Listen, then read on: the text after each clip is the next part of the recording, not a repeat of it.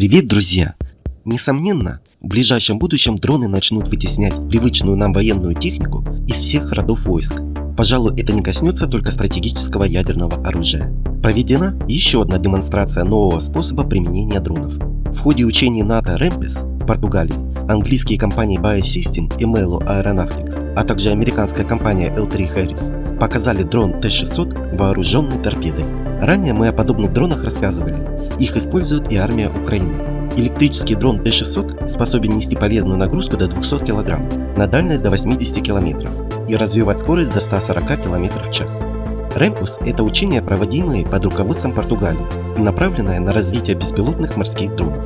В ходе учений дрон Т-600 впервые провел сброс противолодочной торпеды Stingray. Помимо сброса торпед, дрон Т-600 будет использоваться для эвакуации раненых и доставки грузов на корабли. На этом на сегодня все.